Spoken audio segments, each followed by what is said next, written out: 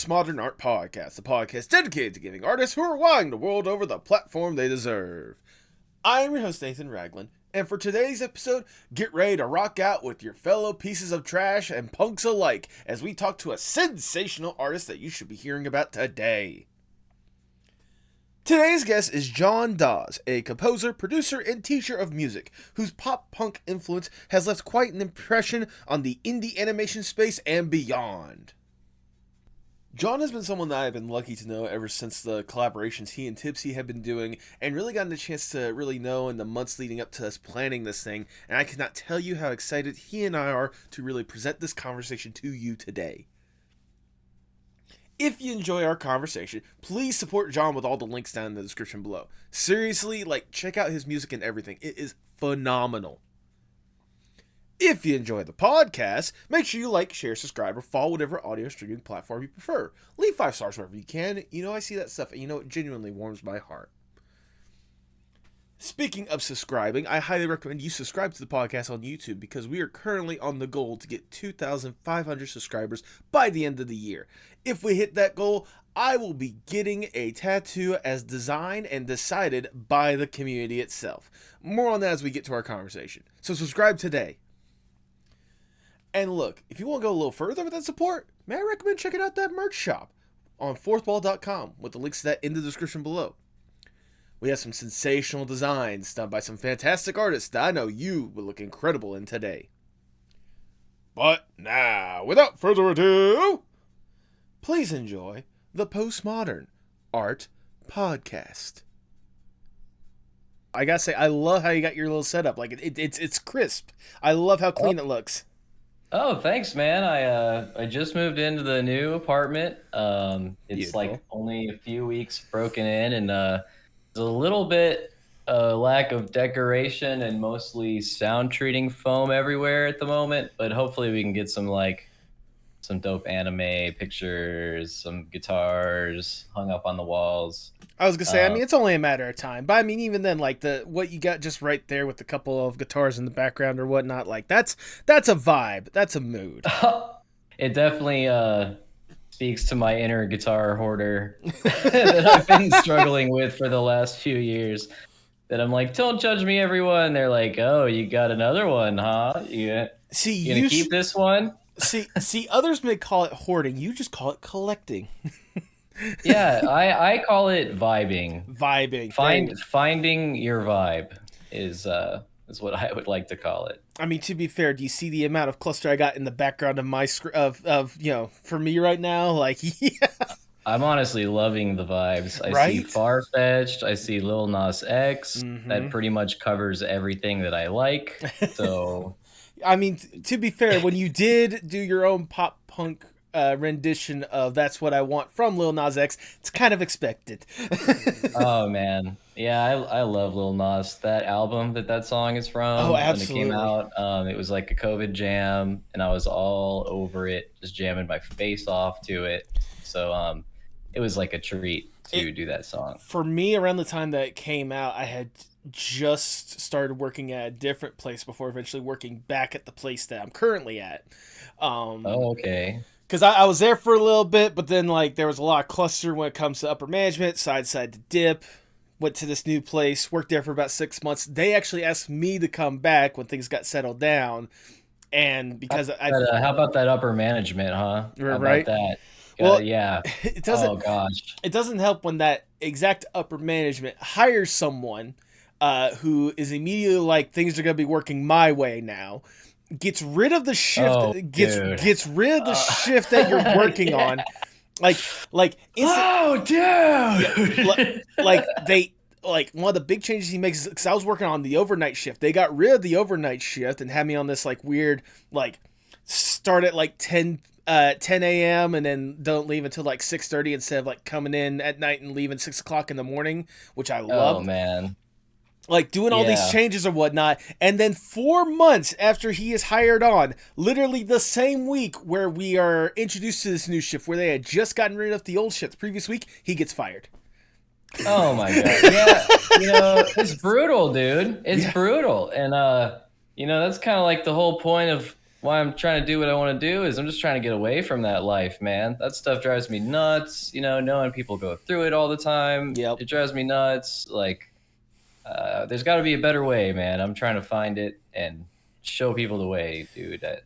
It's just, yeah, I really relate to that stuff, man. And I try to, at least in the art, I can find, you know, access to and like relate with. I try to make sure some of those working class relatability things are at least in the universe of my music, because that's Right. very much my reality, you know, trying to get away from that stuff. That's kind of that's kind of why I have that like sort of far off hope that maybe this podcast will make it one day and become like the money making venture that I would love for it to be, so that I could Hell yeah. make this a career one way or another. But until then, I'm just I'll keep my nose to the ground. I'll stick with the grind for the short time being, and I'm enjoying this for the fun that it is. Well, that's a badass, Nat, and I'm supporting you. And Postmodern Artcast, subscribe, smash the like, comment, yeah! Like that's remember that. You, I'll say remember that if we hit 2,500 subs by the end of 2024, I will get my first tattoo as decided on by the community. Oh, your first tattoo? Yep. Oh, that's cool. I am currently clean, which why it kind of scares me if we actually hit that goal. But I'm also embracing it. Because I'm new-ish to the tattoo world, so I'm wishing you luck. And yeah, I have 2 tattoos. I can't get the other one out because it's too high up my sleeve. But this is a little blackbird tattoo I have. And I have 2, but they're basically just little. To me, they're kind of like you. They're little landmarks. Little social achievement, like I did something this kind of reminds me of something I went through, you know? Okay. So, I respect cool. that. Do you have Sorry, go on. No, just do you have any ideas for what you were gonna get? Well, that's the thing. Whenever I say as voted on by the community, I mean it whenever I say like I'm gonna let the community be like, this is what we want. Like I'll make it. Here's how I would have it play out. If we hit the goal, I'll make a thread being like, all right, here's a thread. Put your suggestions here. The highest 4 liked ones are going to be the choices. So people will submit their submissions however they however simple, meaningful, or ridiculous that they want. Just put in there. I'll have some parameters, obviously, nothing, nothing horrendous, nothing, racist. I have the ability to veto one, some small parameters or whatnot. But like, I'll get the highest 4 liked. And then I'll make that the option and make an official like poll that'll last like a week. And then whatever's the most voted on by the end of that week, that's the tattoo I'll get. So if I can get Pikachu on your butt trending, that could be it. That could be. I mean, if that's what the people want, that could be it, guys. That could be how it happens. Like when it comes to location or whatnot, I'm a little bit more like the only major parameter I'm gonna have is no face, no neck tattoo. More than anything else, like the goal would be to have like a shoulder or a chest tattoo, or maybe one along my thigh or my hip or whatnot. But if people want Pikachu on the butt, fine. That's the vote. Pikachu. Well, I'll try not to draw. I don't know, man. We'll see. I don't want to make that your reality, but I'm also getting this devilish little spark of inspiration. Well, if people want to follow that devilish spark of inspiration, they better subscribe. Subscribe right now. I almost got hyped up again. Like, comment, subscribe. Once you go there, I can see now how people are locked in. I know, right? That good old energy. Trust like me, I'm in an Overwatch match. Like, subscribe. Genji's on the left. Ah! Never back down. Never what? Yeah. Heroes never die. If this is just the like pre-recording, guys, I am recording this little intro there, whatnot. But if this is just what the if this is what the little intro is gonna be, it makes me excited for what the rest of the conversation is gonna be like. And that's all just a pregame to us playing Overwatch after the interview. That nice try, but I don't have it bought or downloaded, so yeah. Oh, damn. I'm sorry. No, I'm obsessed. I do have a buddy of mine in Australia that does play it here and there, so I might be able to get you in connection with them. Dude, I'm not much of a I have had a hard time finding ways to relax and blow off steam in the last 2 years, and I definitely feel like it's kind of part of being locked in on a passion for work kind of thing, where it's like, well, you do what you love for work, so you are relaxing. It's like, well, kind of not. It's And like so yes and then no. and then yeah, and you find yourself like weirdly burned out for things you feel like you might not, like you shouldn't be, like I'm just trying to play video games at the end of the night, but it's like I don't even feel like I can connect with that, and I can't Right. even. I'll turn it on and I'll sit in front of it and be like, fuck this, and I can't follow through, and so I got my one game, Overwatch, that I'm kind of good at, so I'm trying to like nerd out right now and give myself an out a little bit. Well, you know what? You I know, can't help but respect that at the end of the day. Finding that little way to just like disconnect and just like zone out and just like be on a different plane than like the creative field you put a lot of effort into. yeah, and I mean, I love being musically plugged in like all the time. I work in Mm-hmm. a music store for my day job. I Okay. come home and conceptualize the songs and projects and work on them, and so I love being like creative mode all the time. Yeah, but sometimes you just get these weird existential feelings. You know what I mean? Like, what do I want to do right now? I don't know. I'm a mess. Bleh! Yeah. And No, yeah, as someone that is also in the creative field, I know exactly how you feel. oh yeah, it can be pretty savage. It can. But I guess that's just part of the life, part of the brain, It man. is part of the brain, but let's not think about the negatives of the creative brain. Let's think about the positives, and let's get this conversation going. Hell yeah, man. Yeah. All right, John. Before I really get going, I must ask the icebreaker question of the podcast, if I may.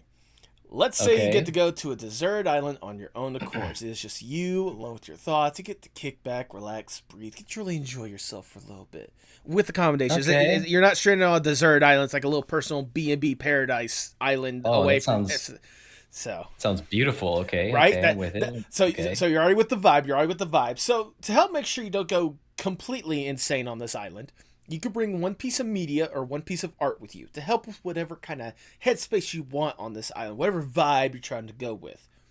If Okay. given this Okay. opportunity, what would that one piece be? Man, I knew the answer immediately because there is probably one there's probably one piece of media that like who is John? Uh Nimrod by Green Day, the album from the 90s Ooh. is what I would take. That when I was in like early childhood, family life, I have great family. I'm definitely not talking smack about them. It's just there was definitely a pull to be kind of a Christian, certain class, certain way of behaving, and it's just kind of the flow that was in the communities I was in. But I just didn't really like being picked like this is what you should act like, this is where you should go, this is what you should do. It just was driving me nuts and things weren't clicking. I was having an existential crisis at 8 years old, and Seems about and right. I found I found Nimrod in my dad's car, and it was just fuck this, fuck that, I'm an old man and I hate everything, this sucks, yeah, yeah, yeah. And I was just like, this is freaking cool, like this is the sound of freedom. And it is definitely just my favorite album of all time. Good, good. Yeah, I mean, there's. anytime. Yeah. Sorry. You go ahead. My bad. No, just that I could come back to it. If I was having like an emotional moment, I needed music, it would be that. If I was overcoming a hangover and picking myself up from the floor, it would be to that. It's the soundtrack to my life, basically. I mean, to be fair, there's a reason why a song in a band like Green Day has stood the test of time when it comes to like how classic and iconic, especially an album like Nimrod was. I mean, it's a good choice, and I can see why that is a personal favorite to you more than anything else. Like I imagine, especially for you, especially at that age, like it came at you at the right time, at the right place, right when you needed Dude, I was hearing like church music all the time. And it's it. like, it's kind of a very similar, a happy, uplifting. And I was like, that Right. just must be what music is. And then you hear like Nimrod, and you hear Nice Guys Finish Last is the first song. And the very first thing is Nice Guys Finish Last. And you're like, what do you mean? I've been living my whole life to be a nice guy. Like, what? It's like crazy. And I like Green Day a lot, and American Idiot went on to be like an operatic superstar album and stuff, but I feel like Nimrod is just the raw, real shit. I mean, You know, without Nimrod, we wouldn't have the rest of Green Day's discography. I mean, we have to get from one word to get to exactly. the other. So, Yeah, that's right, man. So that was my long-winded answer to what I would be nonstop jamming on the island, probably but you're just locking. vibing out. That's your answer. You are locking that in. It's locked. It's hard locked. It was locked before the question was even finished. Then, if that's the case, I cannot think of a better way to start the Postmodern Art Podcast. Welcome, everyone. I am your host, Nathan Ragland. Feel free to like, share, subscribe, or follow whatever audio streaming platform you prefer. You would look fantastic in the merch that we have at the merch shop, fourthwall.com. Link to that is in the description below. And follow us on Twitter, Instagram, Blue Sky, and TikTok at PostmodArtPod for future updates and guest announcements, including today's guest. He is a composer, producer, and teacher of music whose pop punk influence left quite an impact on the indie animation space alone. Welcome to the podcast, John Daues! Thanks, Nat, dude. I'm freaking stoked to be here, man. Thanks a lot. I'm Hell stoked yeah. I'm stoked to have you here. This has been an episode that is at this point I believe months in the making because we've been chatting for a while about getting this thing done. Yes, sir. And Yes, sir. I am excited, like I said a while ago, if I leave it in, if I don't edit it out. You're someone that I've certainly noticed quite a while, especially with how you've helped my co-showrunner, tipsyjhearts, with, producing music, but also like what you've been able to accomplish on your own. Like I can't help but love and appreciate it, and I cannot wait to divulge into all of that and then some. But before we talk about the stuff you're producing nowadays, I want to go back just a little bit and learn more or less the origin story of John. I feel like Man. I feel like we got a taste of it already with Nimrod. But what got you interested in the arts and music in the first place? Oh man, thank you for asking, Nat. I'm freaking stoked to answer. That Nimrod moment at a young age was probably just a defining moment of like punk is an art form that I identify with. Life is gritty, life is real, life is not pretty all the time, and life is full of conflict, and that relates for me. And I was, even as a teenager, I was in marching band, but I was turning to rock music and getting part-time jobs to save money to go to the studio and like trying to build the rock star skills kind of. And but those directions in life are pretty much always trying to force me to like go to college, be this, Right. do this, always have a plan B. It's always about, they're always talking to you about plan B, bro. Have a backup plan. And make sure, you could follow your dreams, but if you don't have a good job, you're going to be fucked, and so like it all just, one day I'm like 29 years old and I'm like, dude, I'm miserable, bro.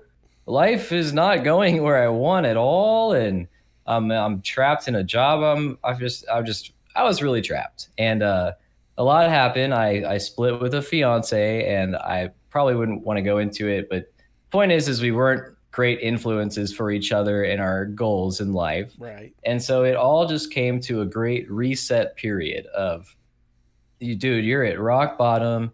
You got to be really, truly honest with yourself. What are you passionate about? You got one life to live, and like, what do you want it to be for? And I was just like, I love being creative, and I want to spread the joy and just be awesome and share that that things can be awesome. And I was very lucky. I found a mentor, and it's Hunter Bass, the mastermind behind Sesamoid of Farfetched. There you go. And we'd been friends before, really close friends before. But he just came through as one of the closest, best friend of my whole life, man, and just showed me the way and taught me a lot about music production. And I had a lot of inherent childhood and young adulthood building of some music fundamentals, but this was the place to nurture it into something else, like a professional skill set. And really what I didn't even know at the time, but what I had wanted for myself the whole time, which was the ability to just make what's in my imagination. That's deep down the goal is, Right. as a musician, I think, can you just make what's in your imagination real?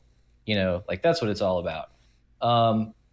So for the last 2 years, I've just been studying like a motherfucking freak, just just all day, around the day job, just grinding. And it Tipsy was a big part of that because she was one of my first clients, you know. So I Okay. got to like we got to really just I was like, I'm so thankful for this opportunity. Like I must do my best. I must crush this job.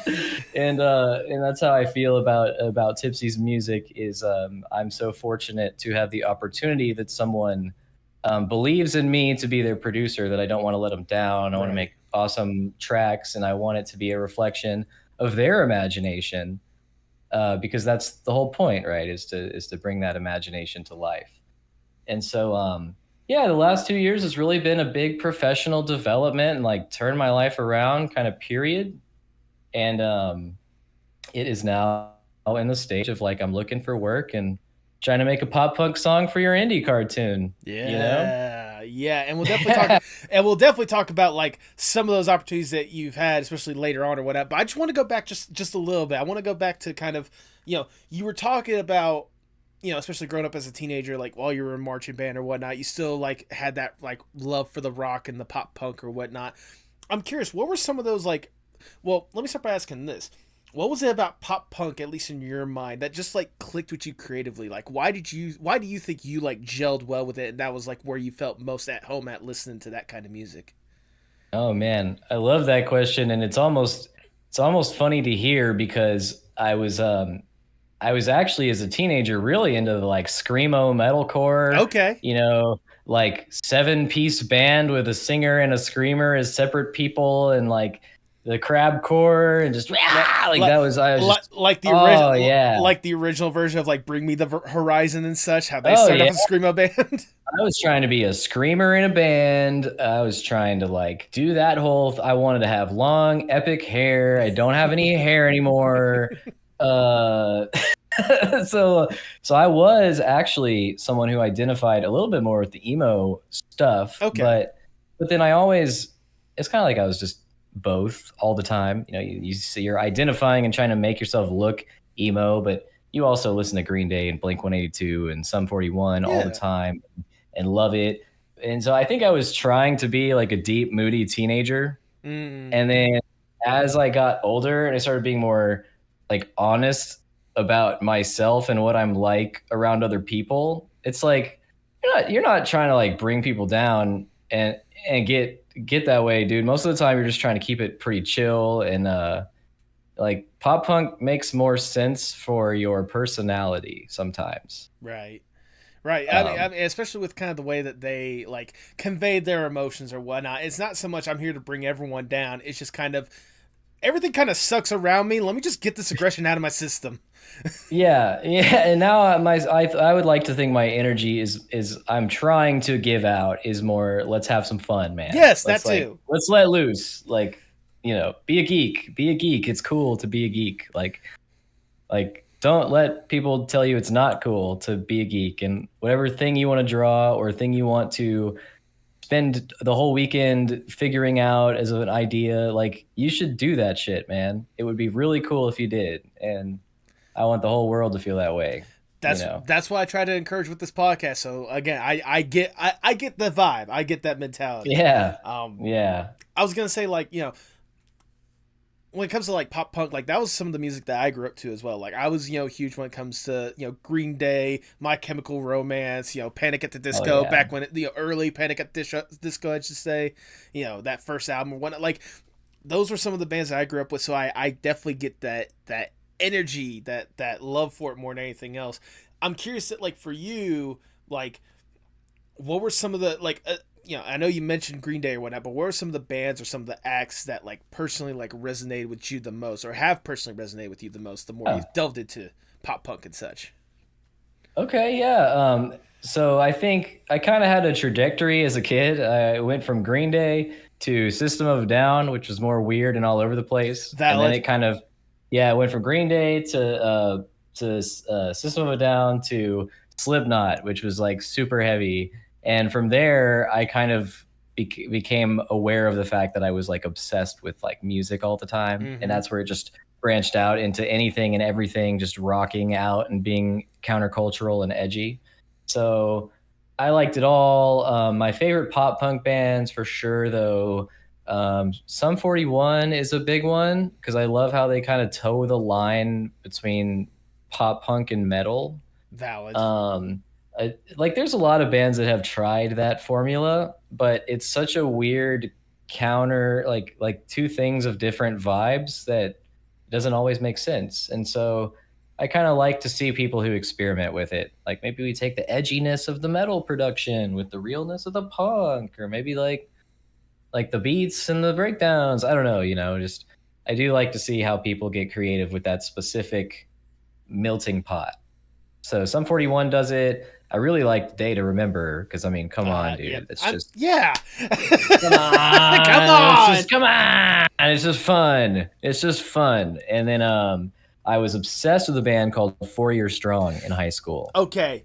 Yeah. My Oh I'll yeah. say I have a good friend, Too Much Sasha, who I previously on the podcast. In fact, I'm wearing her merch right now. This is actually something that Oh, cool. she's done or whatnot. But she Love that. like Sure. I want to thank you. I can send you a link to that merch if you want to get Please some later. do. Yeah, because it's great. But she like last year I think it was introduced me to 4 Years Strong, and I had there's a good couple of songs like was it like Wasting Time or Oh yeah. that Oh yeah. like iconic fucking Oh song. man. I got to see them live when that was like out, like just Oh came out, and got wow. to see it for real with all my best friends. And like it was the whole like, yeah, the whole crowd knows all the words at 4 Year Strong shows.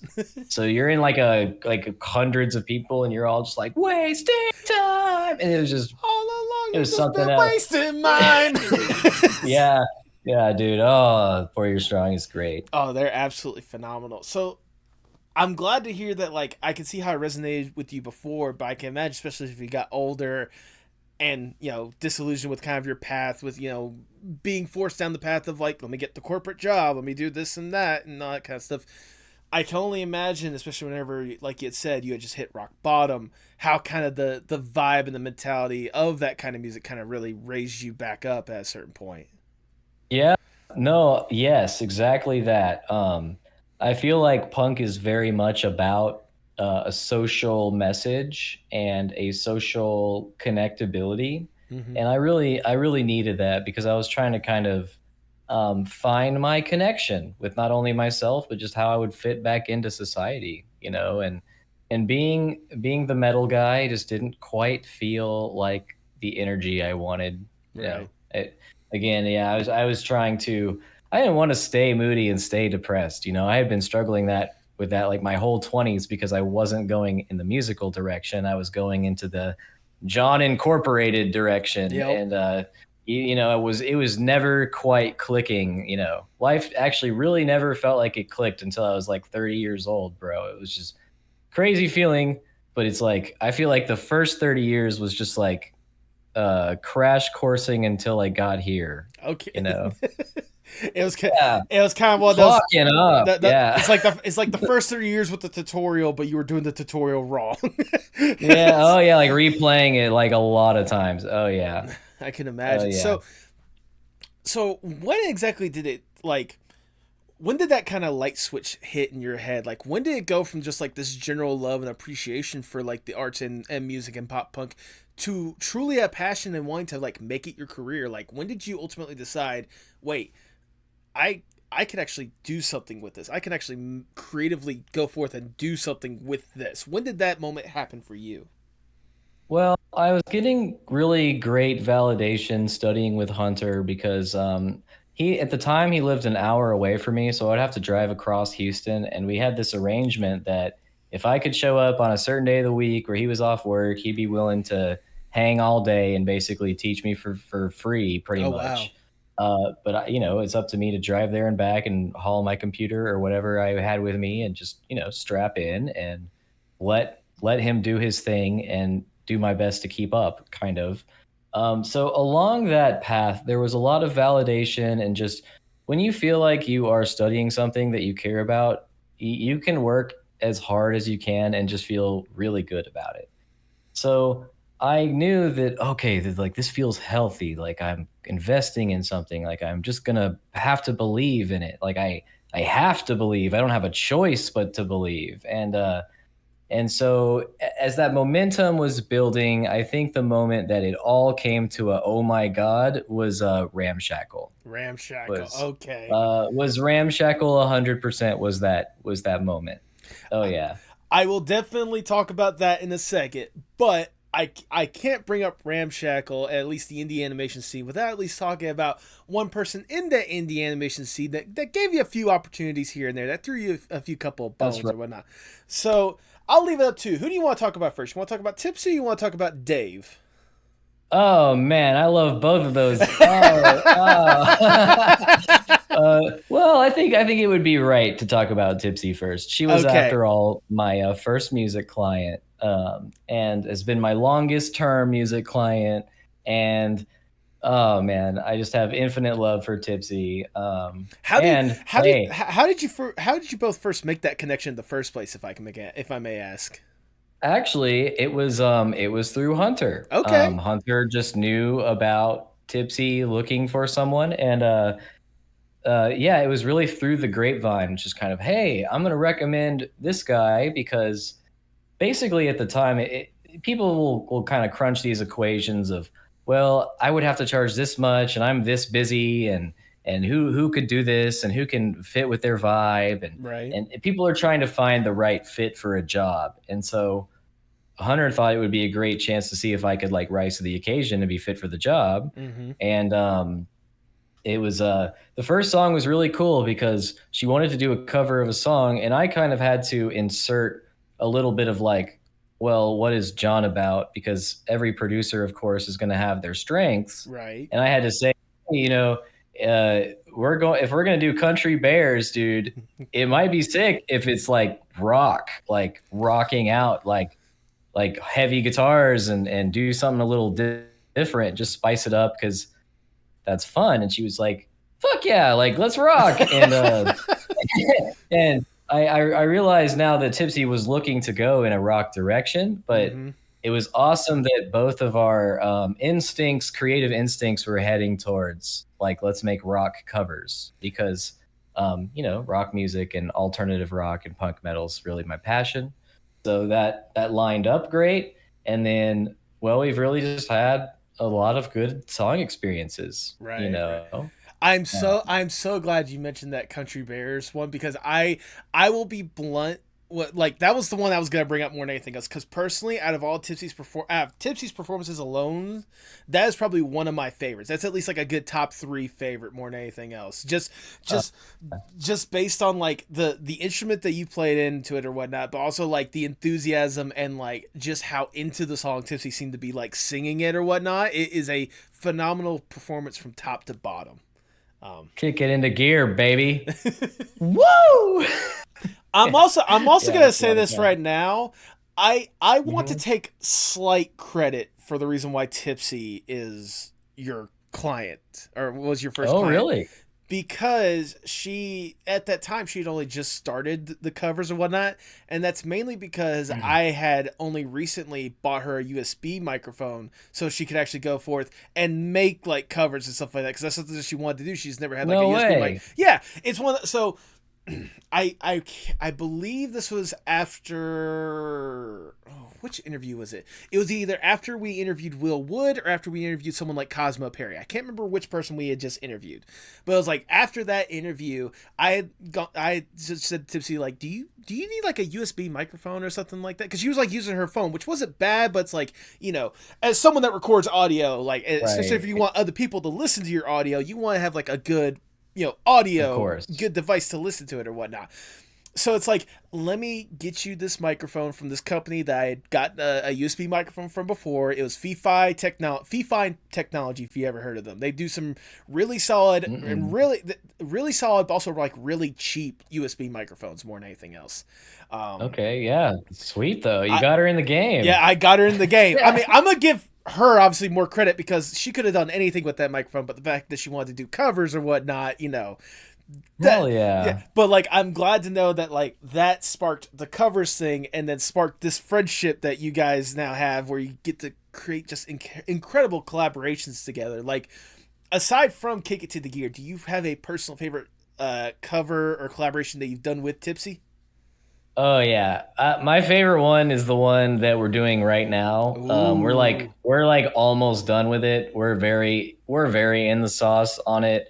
I don't know if I'm allowed to, to say what it is. Hmm. Oh, but I pretty much got the green light to go like full John Dawes punk, like if I was making it as if it was my own song, kind Okay. of, and like and just you know like it's all what I wanted to do instrumentally, and I'm just very stoked about how it's turning out. We've made some fun stuff, but I feel like this is going to be next level. I'm I pretty stoked. I'm certainly excited to hear it more than anything else. I'll tell you what. I just want to hear it. I'm gonna go ahead and do this real quickly. I want to at least hear what it is, and then I will ask Tipsy afterwards. Hey, I asked John about the newest cover.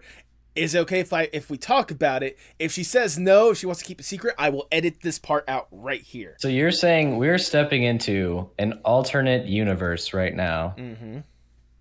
This is the Tipsy verse. This is the Tipsy verse. Into the Tipsy verse. Which I'm a big part of the Tipsy verse. Oh, trust me, I've been a huge Welcome. I've been a huge part of the Tipsy verse for years now. Okay. Welcome to the Furryverse. Oh God. I am John, musical mastermind behind tipsyjhearts. Oh man, no. I'm stoked. Okay, so the song we're doing is "Hot to Go" by Chapel Rowan, Yes. but Okay. full punk, like not like it's like it's crazy, like Oh my it's the fucking whole God. it's group chants and going off and sass and energy and guitars, and I'm just, oh yeah, I'm geeks for it. I'm It's excited now to hear that because one, I know how much she's been least like how much she loves Chapel Roan. Two, I've recently gotten into Chapel Roan, so that's a oh song yeah, that she's is great. she's fantastic. So to hear that you're gonna be taking that and making a pop punk twist to it or whatnot, oh, you've got me. I am at the edge of my seat right now. Dude, I love her 80s inspo for the pop meets 80s, thing that Chapel Rowan's doing. Like, I was actually kind of like new to Chapel Rowan as well. Okay. So I was like, okay, what's this? I know this is a big deal. What's it about? And oh, okay, it's 80s. Like, fuck yeah. Like, that's the best. It's 80s music is fun. It's like Yes. relatable. It's very social. Um, and so it honestly is a great type of source material to make a cover from, Mm-hmm. because it's just like nothing but fun. Like let's go. Yeah. Like anything you try is going to be cool. So like what's the coolest? And when that's the problem, like that's a good problem. Yeah, it's a good problem You know. to figure out more Yeah. than anything else. Like this is too awesome. I'm gonna be excited to see that, and I will say when it comes to some of the Tipsy covers or whatnot, it's actually kind of inspired me a little bit because I've wanted so badly to do my own music covers as well.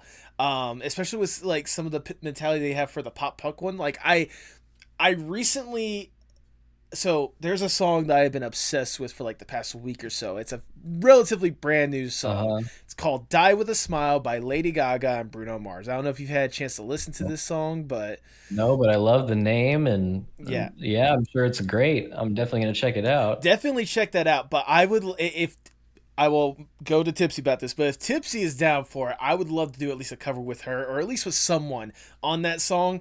And it'd be interesting after if you hear it, if you want to do like a little pop punk twist to it more than anything else, because like it's a very like well it has an odd like throwback feel to it or whatnot, but also like a very modern feel to it. So I feel Uh-huh. like you could go in there and like experiment with it a little bit if possible. I mean, it's a good song. I cannot stop singing it in my head.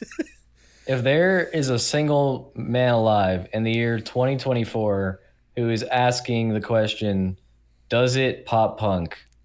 Well, that one man is John There Daues. you go. Well, I will look into it, sir. well, It is my duty. well, I know you do a really good job by asking that question. What if blank is pop punk? Because one, that's your like little subline on Discord or whatnot. But two, I know a great way that you've been able to exude that is not just with Tipsy, but also with Dave Capdeville. I know one of the early examples Oh of that yeah. was doing well, I can't remember if it was a pop punk version of it, but didn't you do like something of like the Monster Mash with him? Yeah, yeah. I don't know if it's pop punk or if it's rock metal. I honestly call it Dave Capdeville rock because Valid.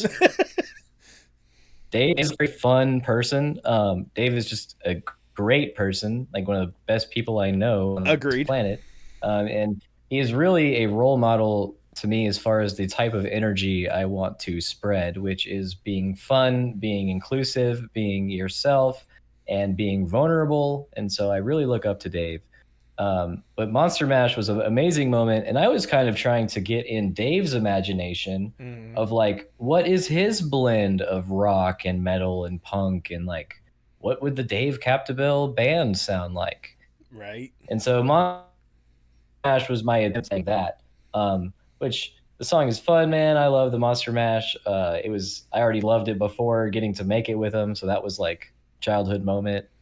Um, so I'm definitely proud of Monster Mash. I mean, just the coverage you've been able to do with Dave alone, it just looks like fun. Just like we were talking about, it's more or less just Dave's brand of fun at the end of the day. Like, one, I imagine that Exactly. one, I imagine you got to connect with him the same way that you were talking about Tipsy Hunter, because in fact that Hunter is part of Sesamoid in a way, or at least helping out with Yeah. that. I actually got to meet Dave in person, Oh which was wow. pretty fun. He was at Anime Matsuri in Houston, and that was actually as far as my trajectory of like getting into music, probably about a year into it. I think I had already done a song with Tipsy or two, and this was when Sesamoid was Hunter was there on behalf of Sesamoid to do a adventricular panel Mm-hmm. for Sesamoid at Anime Matsuri in Houston. And since I was his loyal production student and bestie, I was formally invited to the occasion. And so I went along, and it was so awesome to like see my bro fucking killing it and succeeding. And that's where I got to meet Dave and some of the Farfetch gang. And honestly, great people, man. Fun to hang out with. I felt like I was with my marching band buddies from high school, just like good people and besties material. Yeah. And yeah, it was a great time. And Dave was there, and he really is just a positive force. And I feel like that is just the quality I look up to most in people is when you can embody that. It's just very inspirational. Good. I'm so happy to hear that. Trust me, I've been lucky enough to get to chat with David a couple times as well. So like I know that kind of like that vibe, that mentality, that brand that you're talking about when it comes to just Dave, of just him being him. He's just a good person to his core. But hearing you talk about obviously the fact that you got to meet him or whatnot, it leads me to ask the question: when are we going to get John Dawes in the far-fetched universe? When is John Dawes going to get an opportunity to rock out with Sesamoid? Um, I wish, dude. I love those guys, and they're doing their thing, man. And their thing is awesome. And so I'm always going to be a fan. I'm always going to be rooting for their success. I'm always going to rep my OC character. I have a far-fetched OC character, There you okay? go. That's my contribution. I have a cool OC, and if he ever does a little peep in there, that would be sick. But I have my OC, which is like a janitor, like he'd be a janitor in like the high school or like a fast food restaurant they all go to, like wherever is a scene in the show, he's a janitor there, and his vibe is he's grumpy all the time, but he like used to be like a real ass punk rocker. Okay. So like if he gets triggered, he could totally rock the house down with his charisma and attitude. But most of the time he's just like like like a grumpy background character. Kids We could just these do something days. awesome as a random plot twist. That's Jay.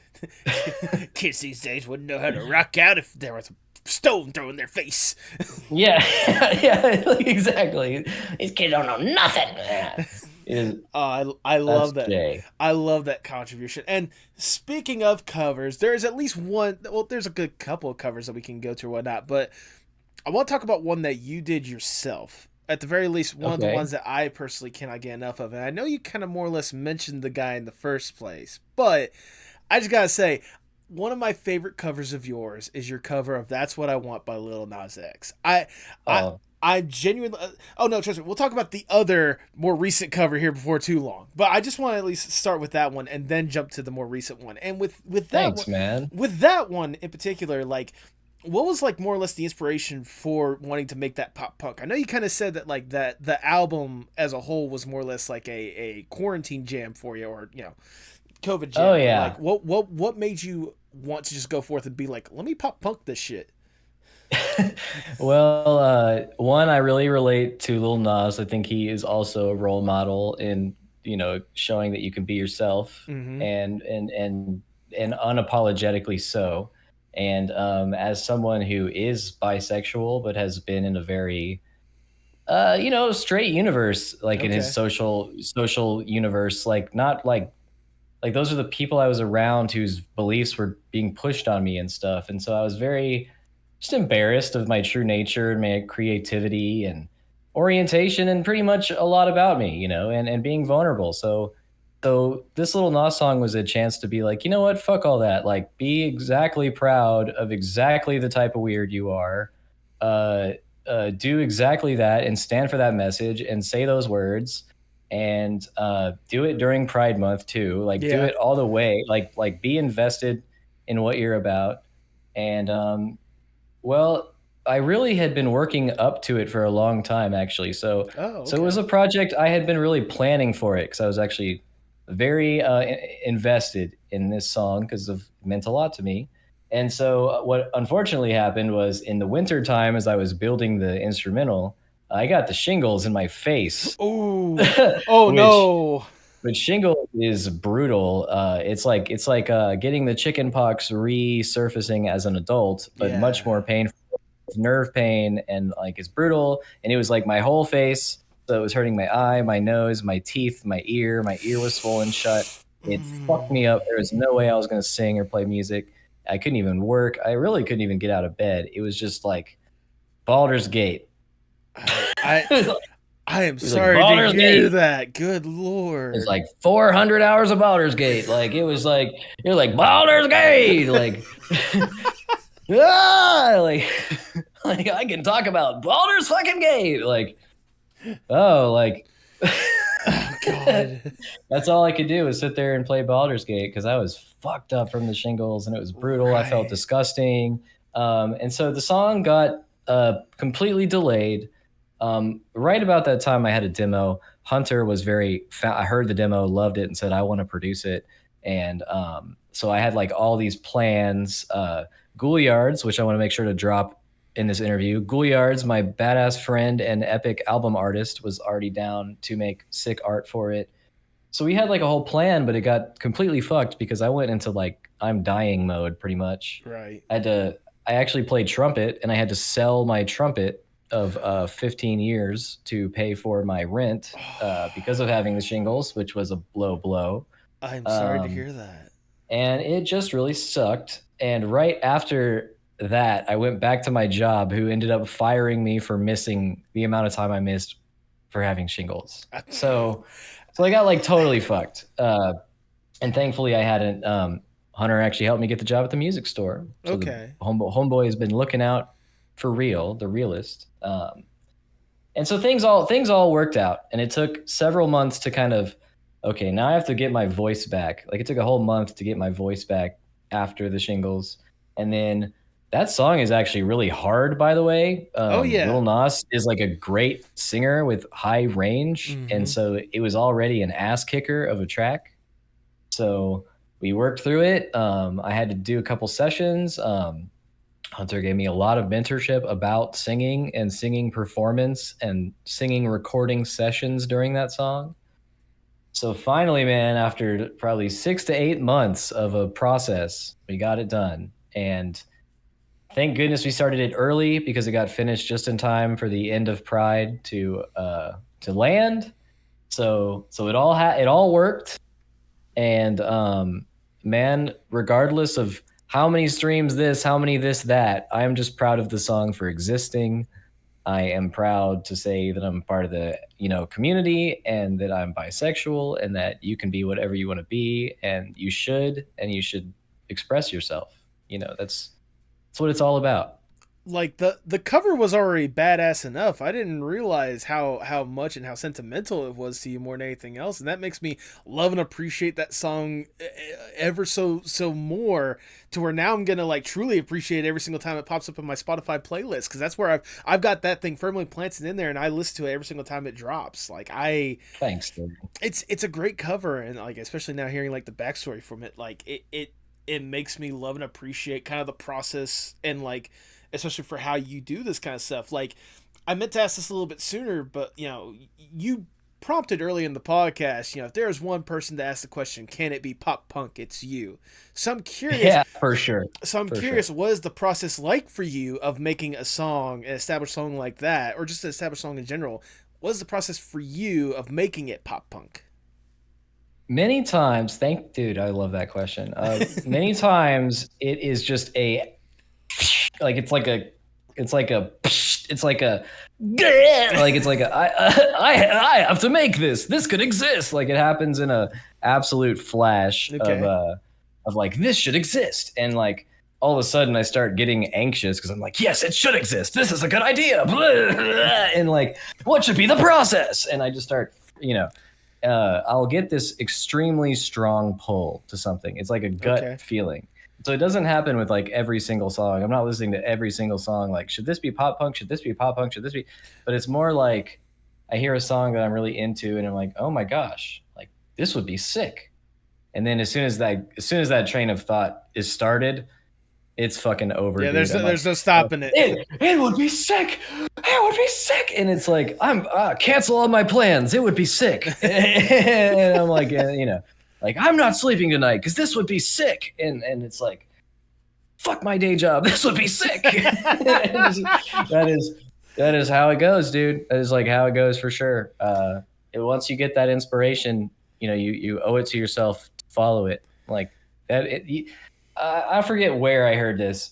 I think it's from Malcolm Gladwell Blink, which is a book by a best-selling author. It's basically about your brain is this supercomputer, and when your gut tells you something, it happens really fast, but it is like billions of calculations in your brain already crunching a lot of stuff so fast that you don't even have the time to think it because it's processed too fast. So like, when your gut tells you to do something, trust it, because that's your brain's supercomputer at like max efficiency. Okay. Like telling you to do something. And I try to acknowledge and lean into that if it feels right.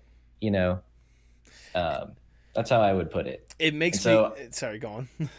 I felt that way for freaking sure about That's What I Want. As soon as I heard someone to love me, I need. I was like, oh yeah, like, oh, how does the rest go? Yeah, and I just couldn't even stop from working on it. That's what I fucking want. Yeah, exactly. And I was like, that part would be sweet because you get to shout it, Yeah, exactly. You get to, yeah. So it makes me curious on when in the timeline or whatnot did it more or less click with you that this incredible new cover that you've released not too long ago, Respectless, like, when did you have that gut feeling a bit like, this needs to be pop punk? And I don't even know if that is pop punk, to be honest. I don't know what style that is. If you call it new metal or metalcore, it just rocks. Whatever you want to label it as, it just rocks. So how did you get this opportunity to make such a rocking cover of a pretty fun song, if you consider Has-Been Hotel? Like, how did Respectless get the John Daues treatment? Well, thanks, bro. Well, okay, so like I had mentioned earlier in the interview, I've always kind of liked metal and punk a little bit back and forth, particularly like the emo, screamo kind of moody metal stuff. And so as I was becoming more successful with music, and I was realizing, okay, I can afford to head in all of the directions that interest me, because it's worth looking into it. I started acquiring the right tools, like that black guitar over there. Okay. Is a baritone guitar, which is made for lower range music. So I started, acquiring tools to make heavier stuff, and I was really just itching to make something kind of heavy. Like I was already there. I wanted to make something kind of more brutal, and I saw a tweet. It was like the Aspen Hotel soundtrack has surpassed 1 billion streams, and Oh I was wow. like, oh my god, I knew that this was a big deal in indie animation, but this is like the music fucking phenomenon of indie animation. Right. Like I knew it was big. I'm new to this scene. I haven't had time to explore every avenue and every show and every world, so I hadn't really crossed that one yet. But I was like, well, you can't deny this significance. So Mm-hmm. I immediately became very fascinated and just kind of started researching the world, researching what it's about. Ended up watching both shows and had a fun time with it. And then as I was kind of looking through the track list and thinking like, what would be sick? Honestly, there is a lot of those that would be sick, and I have like a million ideas for it. So I actually have tried out probably half the album already. Oh wow. Um, I've tried out a lot of it, and I've tried a lot of it a lot of different ways. But Respectless was really one that it just you're like, okay, hell yeah. Um, I had a couple buddies who I was just in chat with on a day I had off, and I was like, I'm thinking about this, and they were like, go for it, bro. Like, and I had some social hype, and I just jumped in there and started jamming, and they were like, yeah, like there was social hype. I was really into it, and I just did a lot of work and realized let's dig in, and because I would see Hunter Bass as like a metal expert. Okay. He's good at a lot of music, so don't be thinking it's just metal. But one thing he is just extremely, extremely good at is for sure metal music.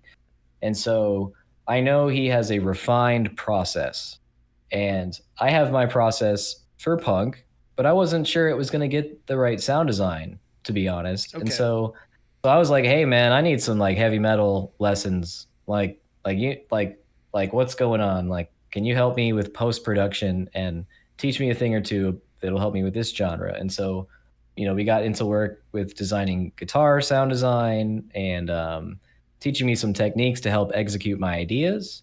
And so it really became like just a blast because I was getting to explore some new territory that I'm really interested in pursuing. And I think what really tipped it over the edge for like, yeah, this is the one is setting up that moment for that scream. Like, I was like, yeah, like no one knows I can do this yet. So let's like fuck it up. You definitely did take me by surprise a bit whenever I heard that scream in that song. But like you and your co-singer, correct me if I'm wrong, Hallow or Halla GG or something along the lines of that. Hala CG, Hala CG. Halla CG, you both absolutely rocked that cover. Like Oh, you thanks, man. you really took it, made it your own, gave it this almost additional layer of intensity, which is really ironic given that the scene that it comes from already had a lot of intensity in it. So like it's really cool to see that and hear that more than anything else. Like I'm not joking when I say you guys rocked it. You guys genuinely rocked it. Thanks, dude. I've got to rep Hala CG because Holly, you fucking rock, man. Woo! She was phenomenal to work with. I mean, like, responded quickly, responded kindly, responded interested, like in like a fun, like engaging me back kind of way. And in this Mm-hmm. world, communications are up and down, left and right. Yes. Like there's nothing more valuable than good communications in indie animation, in my opinion. Yes. And she was just right there, and I just had a great gut feeling immediately, and it just completely paid off. I had done a lot of sound design to get the song going, so by the time I was looking for a guest vocalist, I was like, "This is my baby," and she was the best person I could have worked with, hands down. Great attitude. She was really good and really fast. Like sent mind blowing vocals within like a day, Oh wow. like the next day, and it was amazing. And And honestly, because she's a music producer and a songwriter, and very skilled. She just, I'm a sponge, man. I'm not trying to act like I know everything. She was giving me advice to help make the song sound better, and it was great advice. I took all of it. I was like, oh my god, thank you. I learned so from Hunter and Hala CG schooling me on the track. I learned so much. It was an amazing experience. That minute and a half of music as like 90 fucking hours of me getting my ass kicked into it. But I hope it shows in the track. I mean, it's a great. I love it. I think it genuinely does show, and I think that's a good, like, hearing that, especially like the hours you put into it, but also like the help you got from the others. I think it's a good testament, regardless of like this little part of your journey so far, this little music journey, because you've only been really devoting yourself to this for 2 years, like full on. Correct me if I'm wrong, but like it's music production. 2 years. I've always been a creative and always wanted to be a better musician, but I was very capped out with the same skills from like my teenage years to like 29. And it wasn't until embracing music production and how that can open my mind to more skills, I wasn't on the same grind. So yeah, I've really only been at it for like 2 to almost 3 years. Like the fact that in that short amount of time you've been able to put quality like covers one after another and really like mess around with the genre and like a little bit with like what could potentially be done, but on top of that, not just like the covers you've been able to do, but like the original songs you've been able to put forth as well, like the original tracks and such. And I think the best example of that is the one that a lot of people will probably know you for at this point, and that is providing the more or less the theme of Ramshackle with Piece of Trash.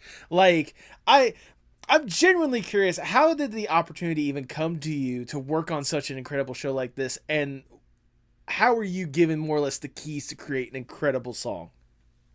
Well, I'm stoked to talk about that, man. I love Ramshackle. Right? Ram fam for life, dude. Right? Oh, man, those are my homies. And believe it or not, man, it actually all comes back to Tipsy. Oh, okay. It all comes back to Tipsy.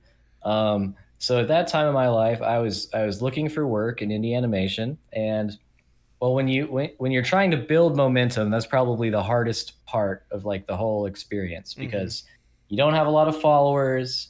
You can make cool tracks, but you don't really have any marketing or push to get people to interact with them. So it's very hard to start getting people to want to be involved with you, because they don't really know like what they're going to get and if it's worth it and stuff like that. So I was just really trying. Some friends taught me about different ways to improve my search engine optimization on Twitter and just online, and Casting Call Club, and like looking for every producer job, composer job. And so I was really plugged in, but somehow I still missed Ramshackle. And Tipsy is the one who said, "Hey, I see this post looking for fun." It said, looking for fun, like upbeat, like punk musicians. Like that's literally what it said in the post. And I was like, are you fucking serious? Like you probably look at that that's post. Me. Literally, it was like looking for fun, upbeat pop punk musician. I'm a fun, upbeat pop punk metal musician. Like that's like I was like, oh my god, like this was made for me. And then but I'm not gonna lie, as soon as I saw it and I got that amazing good feeling, I got a worse, amazingly bad feeling of like, bro, so many people have liked and retweeted and commented on this. There are artists more successful than you already who are commenting on this right now. Like, yeah, right, dude. Right. Like that's pretty much what I expected was yeah, right, dude. And so but I wasn't not going to apply. I've even finding something to apply to at that time was a blessing, because of how hard finding work in indie animation is. Like, right. Just knowing that you found something to apply to already makes it a good day. So I was like, hey, I'm doing my due diligence. Like I'm committed. It's just, I wasn't gonna put all my eggs in one basket and then get depressed when it didn't work out. So imagine my surprise when they responded to my email, like, we want to hear your demo for this idea we have. I was like, okay.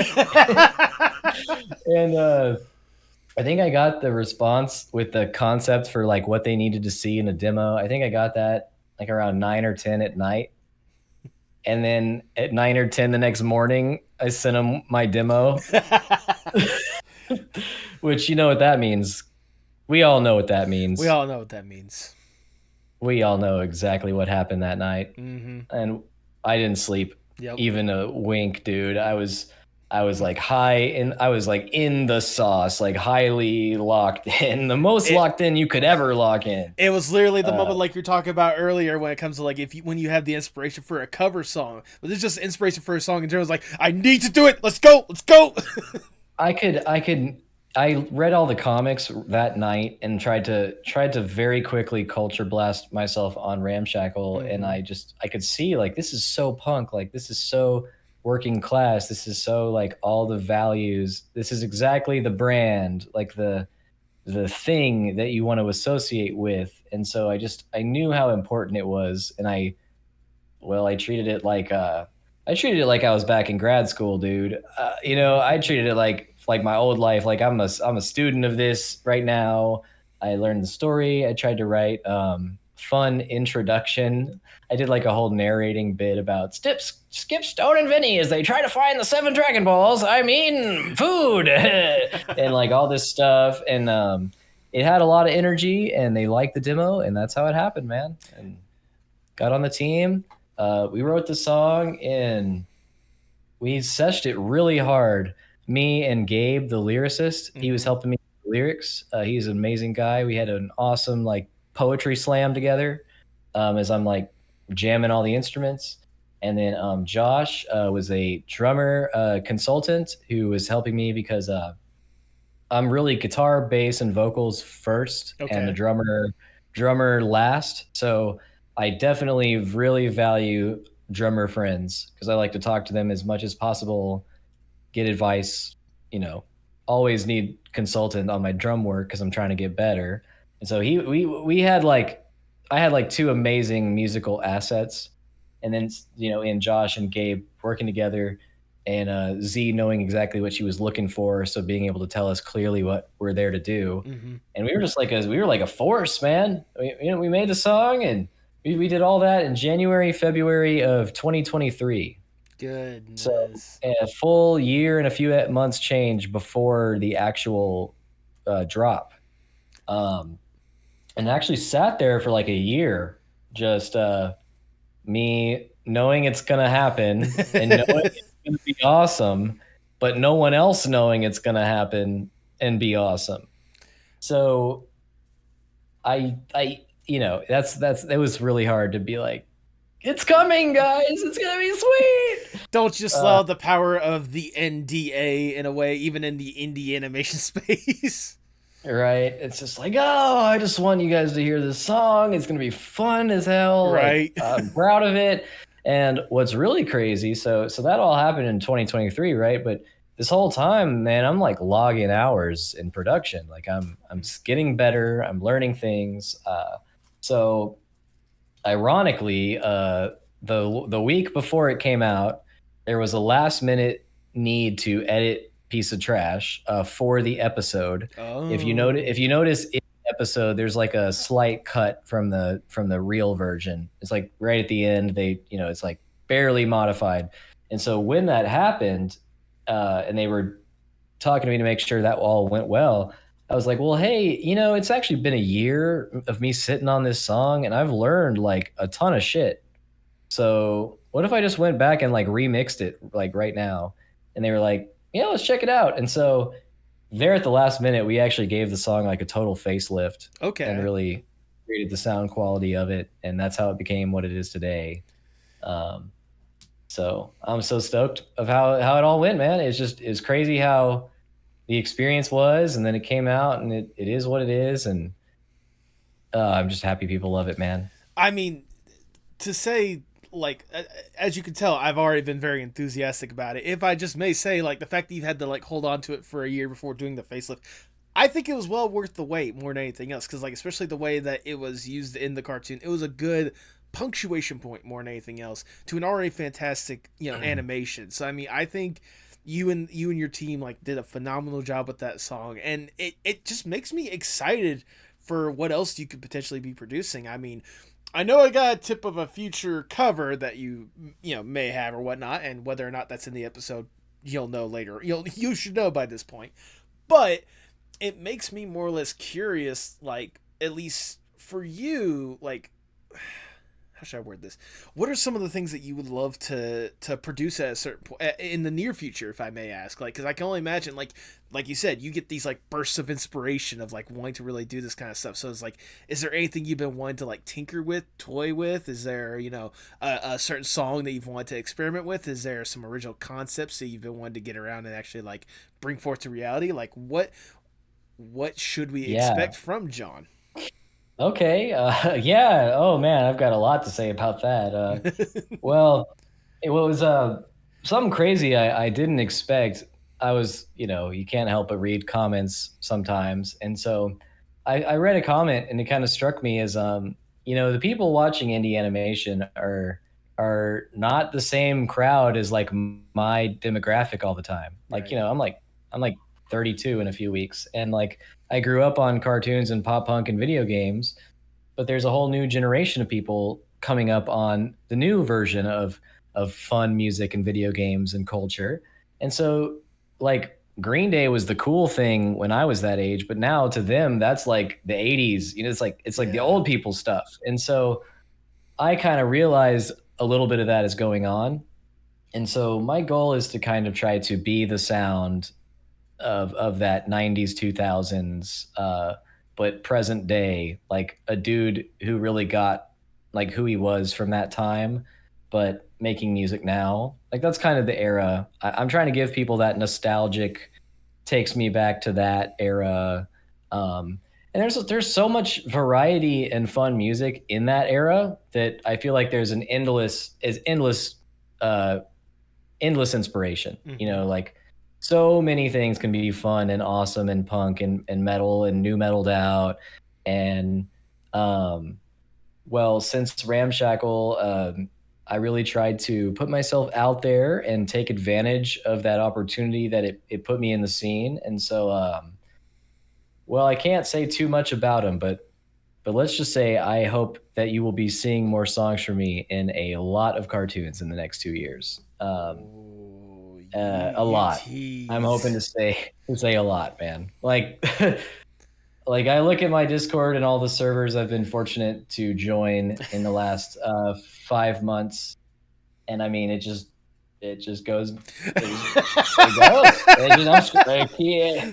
We're cooking. We are cooking, dude. The kitchen is open. There's vegetables and seasonings, and you know, there's stuff in the kitchen, and we're making dishes, dude. Good. I'm excited to hear that more than anything else, because like I know Ramshackle was a fun opportunity, but like especially seeing what people are producing out there when it comes to indie animation, I can only imagine what the John Dawes experience, what it could add to that fun indie animation experience that's already there. Well, and I want them to know, people to know that like no matter what size of the operation, it's really all about keeping it indie, keeping it fun, keeping it inclusive, and I'll show up wherever that energy is present. It doesn't have to do with this is my rate and I demand this, or you have to be this big, or that's not really how I've been operating. I've been operating of I want to spread roots. I want to make healthy relationships Hmm. in this world. I want to build a network of people who think like I do and have good ethics and make fun stuff.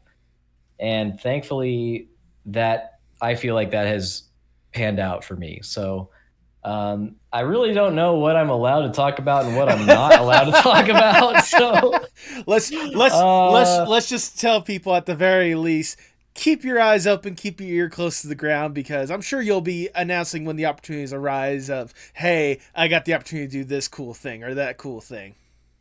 yeah, man, I really can't wait to be sharing some of that stuff. And I'll say, dude, just like follow me on socials and see what I'm retweeting, bro. You can probably put some stuff together.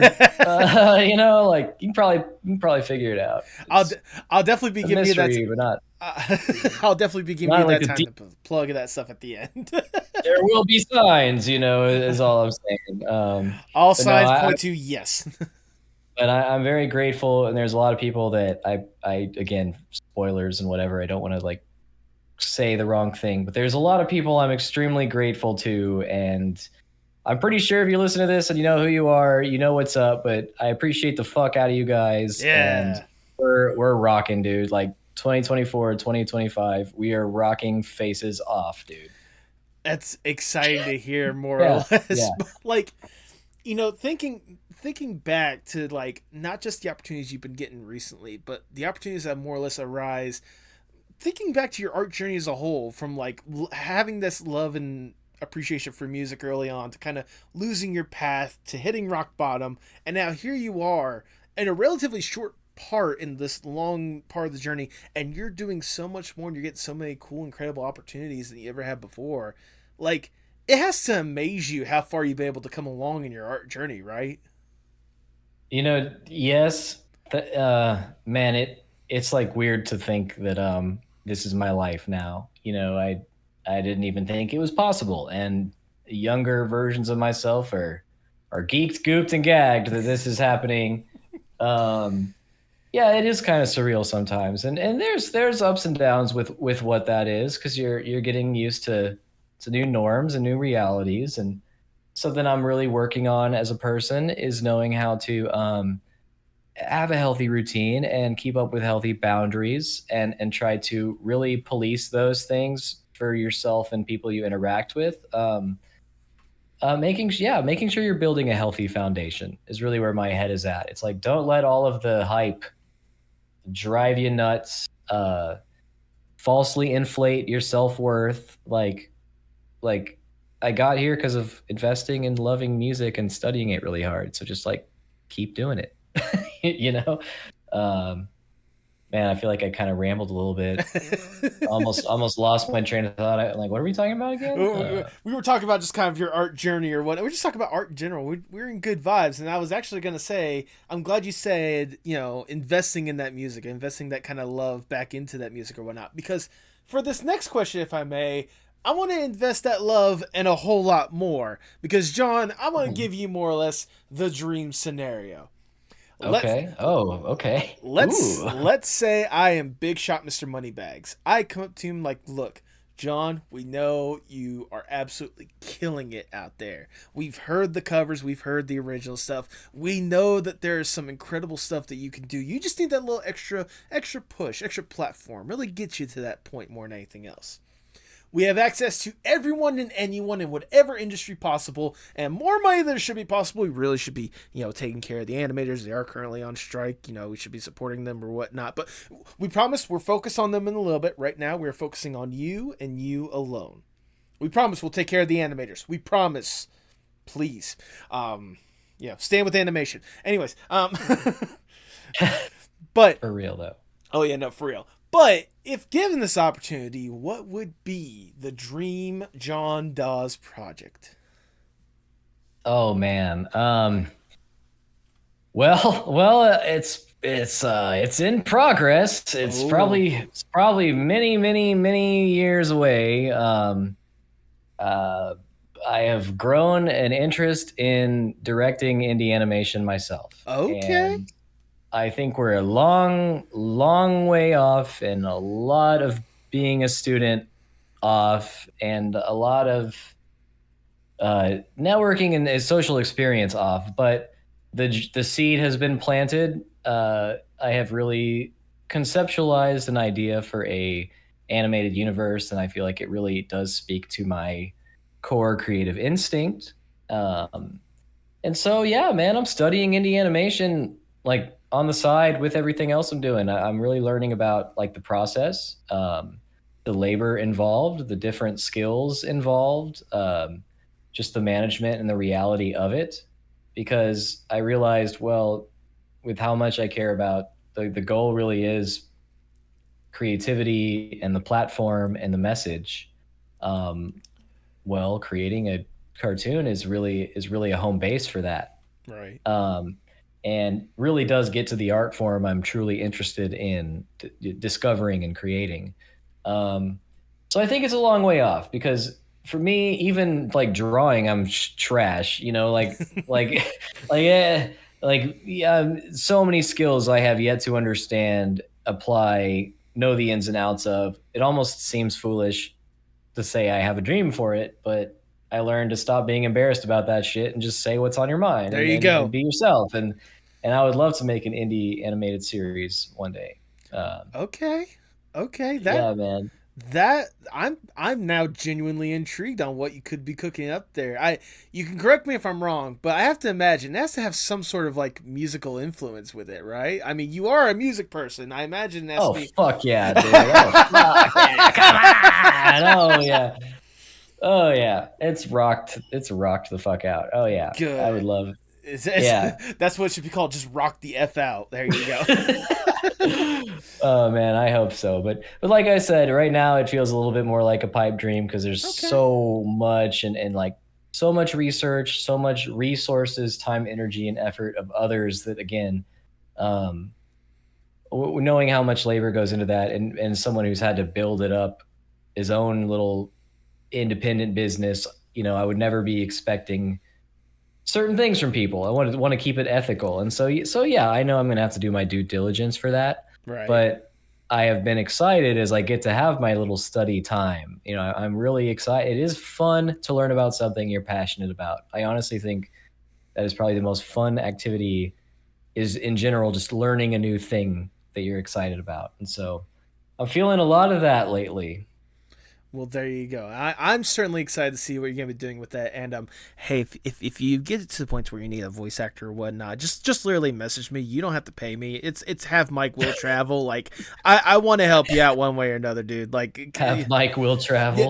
that's been my mentality. Anytime I'm like, at least for close friends and people that I've had previously guests on the podcast or whatnot, like that's just been my mentality, because it's like you guys are putting in the time and effort to make this incredible stuff.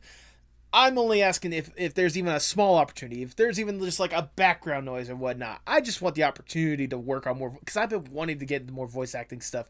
I've just been slack dick about it. All That's so right. funny. That's so you said just a background noise. It's like, hey Nat, we need you to go. Meh.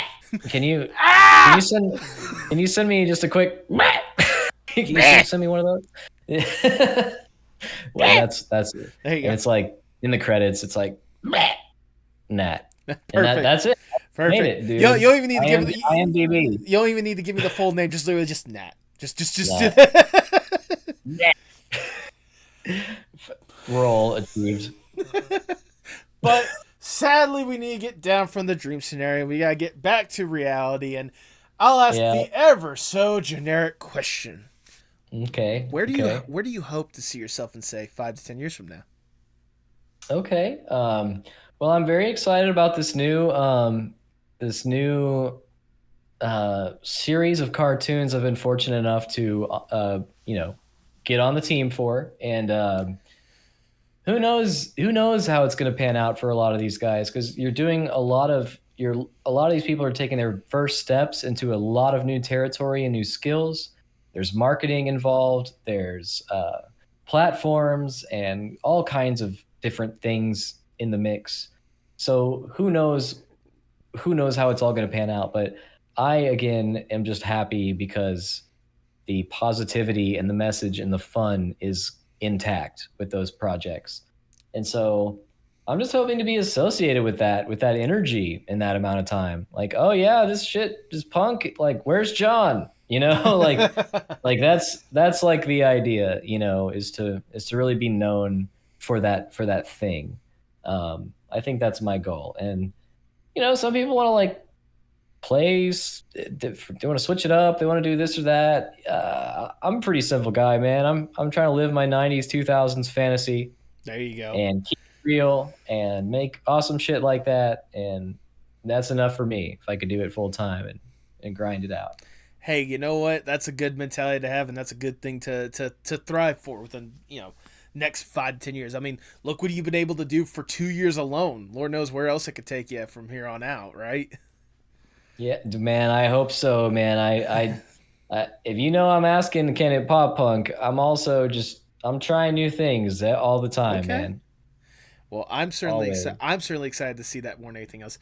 As we start to wind down the interview, I just have one last question I want to ask you, John. So, Obviously, man. you're deeply entrenched in art at this point. Like, if there's no debate, no one's gonna take you away from it at this point. You are firmly planted.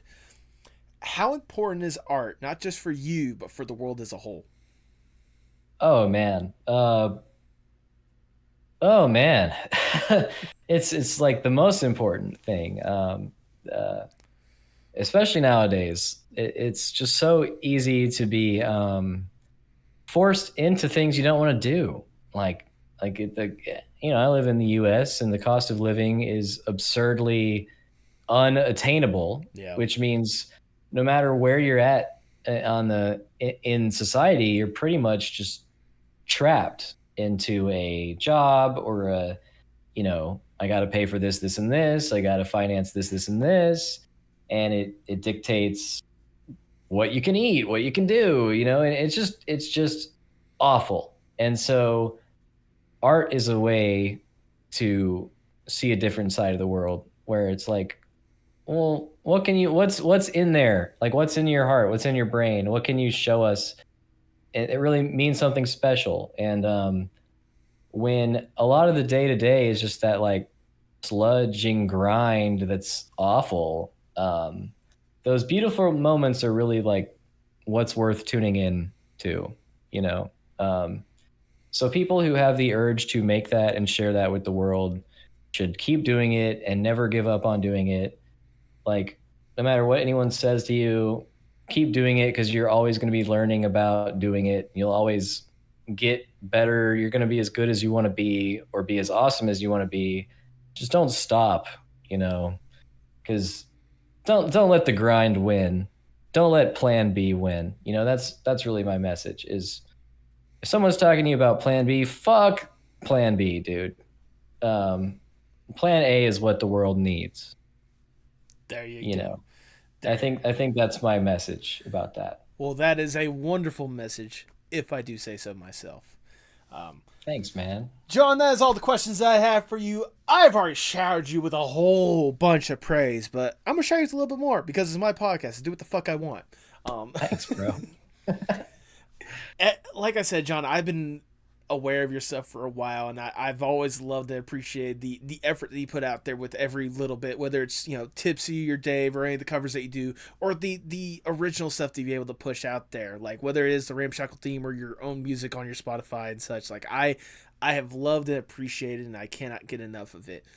Getting the chance to really get to know you these past few months as we got to let up to this or whatnot, really getting the chance to get kind of the preview of your story, how you talked about the rough start you got to get to this point, kind of the ego death that you have before the ultimate like revival to this incredible you know opportunity that you've been able to create for yourself. Like it's made me love and appreciate you a hell of a lot more than I ever anticipated, and that's the bar was pretty high for that. All right, like, and especially now getting the opportunity to sit down and chat with you, really getting the chance to get that vibe, to really see that love and passion with what you're talking about, and really hearing that you're getting these incredible opportunities more and more. Like, it makes me excited because I know you deserve these opportunities. You've put Oh, in the jeez. you have put in that time and effort. You've put out some really incredible quality stuff, and I just know that if people are not already following you by now, they will be following you soon. I'm certainly gonna be by your side, rooting for you every single step of the way because you absolutely deserve it. I Man. I appreciate all that you've put out there. I thank you for what you do. Thank you for really putting yourself out there. Thank you for going all in these past couple years and really putting forth that effort to really get that opportunity you've wanted, that you've craved. Because I know you're going to get in then some if you're not already there. So, thank you. Dude, thank you so much, man. That means the world to hear, honestly, man. That's really special and it means a lot. Thank you, Nat. Hey, I'm just being honest. Seriously. That's all I can say. I'm just being honest with you, man. Now, Man, hell yeah. hell yeah! Now, Hell yeah, dude. now, if people want to see why we're saying hell yeah at this point and see more of this incredible stuff that I've been gushing about for the past, I don't know, hour and a half at this point, go ahead and plug yourself for the people at home. Oh man, well I'm John Daues, man. Pop punk freakazoid. I'm John Daues on everything on Spotify, Instagram, Twitter. Hit me up, dude. Send me pictures of pineapples on pizza. Um, let's keep it freaking real, man. Let's go. Pop punk '90s revival. Woo! Let's do it. See, you had me, and then you said pineapple on. No, I'm joking. I'm not. Oh shit! No. I will say, people are overreacting way too much when it comes to the whole entire pineapple on pizza thing. People overreact with that stuff way too much. I love it. I love it. And don't okay, people don't know this. This is like the secret of the whole interview. Pepperoni and pineapple is like a goated combination. Oh, They think it's supposed to be the Canadian bacon, but it's too hammy, too savory, not salty. It's trash. right. And if you got the pepperoni with the salty, spicy finesse, you got the salty, spicy, the sweet, the Okay. Oh, come on, dude. Bussin'. Like on God, for real. God, I feel old for hearing that. I heard this lady didn't know what bussin' was. It's busting. Oh God, it's positively busting. Ma'am. Hello, is this thing on? Ma'am, it's busting at the seams with flavor. But I'll be sure to have all those links and then some in the description below. Right on. Do you have any final words before we sign off?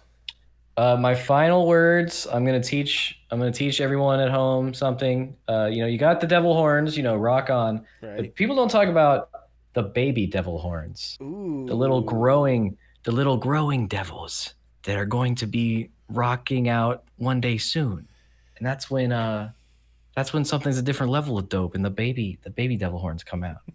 The baby.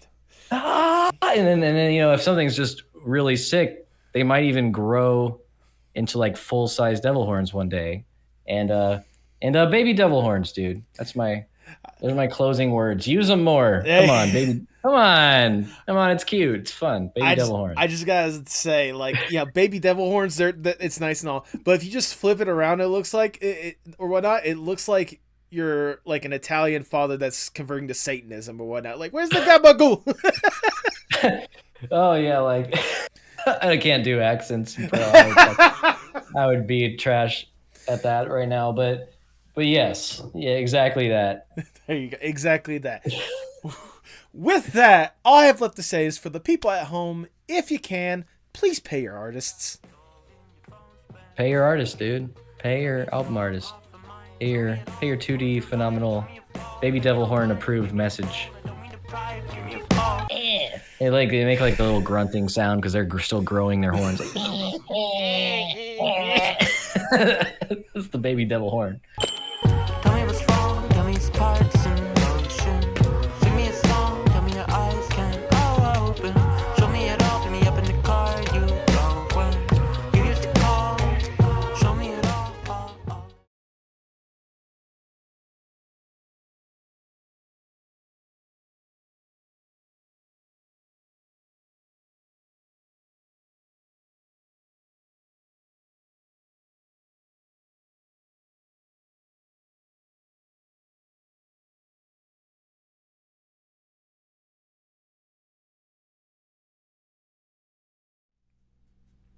Thank you so much for sticking around to the end. If this is your first time listening, I greatly do appreciate it.